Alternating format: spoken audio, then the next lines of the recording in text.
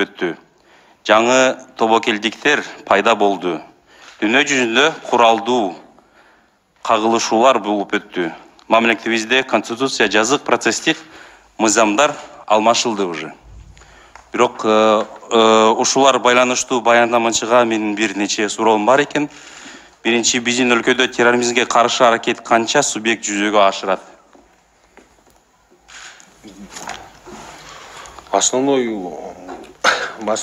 субъект был антитеррористический центр. Андан кийин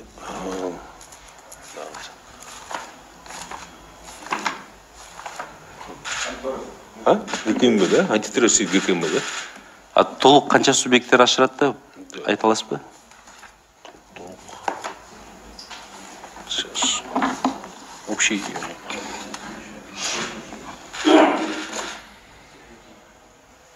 Hazır, юр отдел демес, жооп берсин сейчас.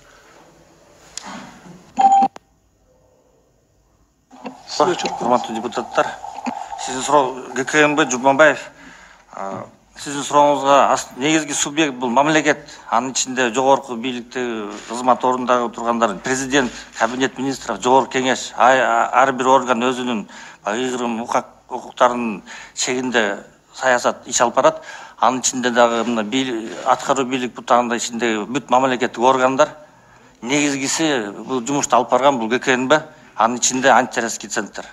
Анын жалпысы дагы Кыргызстандын жарандары да катышканга укуктуу. Рахмат, түшүндүм. Бирок экинчи суроо. Эмне себептен долбоорундо өзүндө 7-беренде терроризмге каршы аракеттенүү чөйрөсүндөгү компетенция ар бир конкреттүү мамлекеттик органга бекитип койбойсуздар?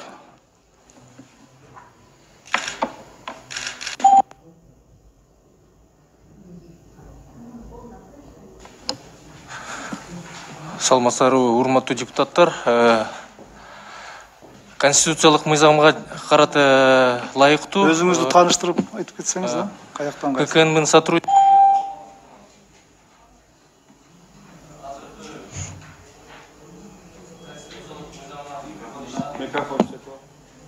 Конституциялык мыйзамга лайык ар бир госоргандын компетенциясы закондо бекиткени каралган эмес. Анткени бул кабинет министрдин компетенциясы.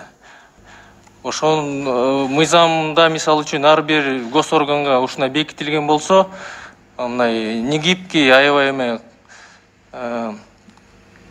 вызову угрозага аябай эме лайыксыз болуп калат да. Ошон үчүн общий компетенция жүктөлөт кабинет министрге. А кабинет министров өзү каалагандай өзү постановлениялар менен бөлөт да компетенцияларынчы. Ошон үчүн закондо бул жерде көрсөтүлгөн эмес.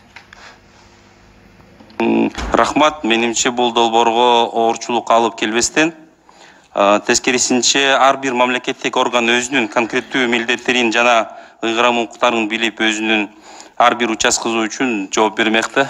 Ошол мен ойлойм бул жакшы болмок да. Азыр сиз билесиз, уктап жаткан ячейкалар жөнүндө айта аласызбы?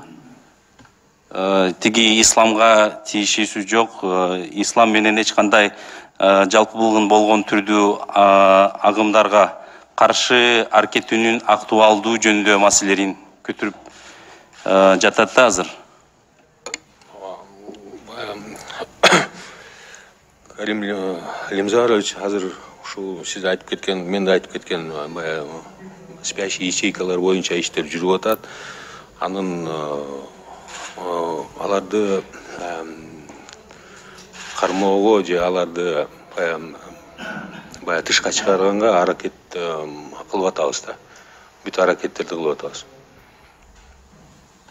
Азыр мен айта албайм канча саны, канча спящий ячейкалар бар. Бирок бар да. Аны менен иштеп атабыз да.